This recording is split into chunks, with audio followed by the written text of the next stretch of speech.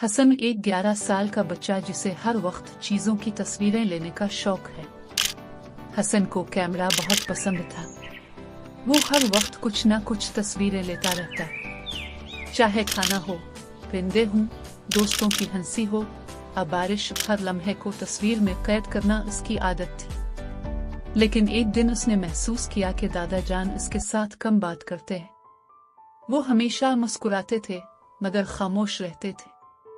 हसन ने पूछा, दादा जान, आप नाराज हैं?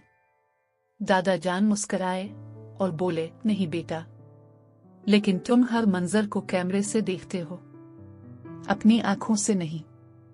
मैं तुमसे बात करता हूँ, तुम कैमरा ऑन कर लेते हो। मैं हंसता हूँ, तुम तस्वीर लेते हो, मगर साथ हंसते नहीं।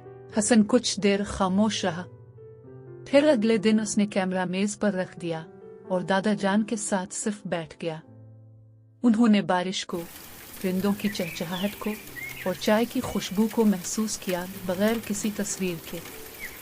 और वो लम्हा, जिसका कोई फोटो नहीं था, हमेशा के लिए हसन के दिल में महफूज हो गया।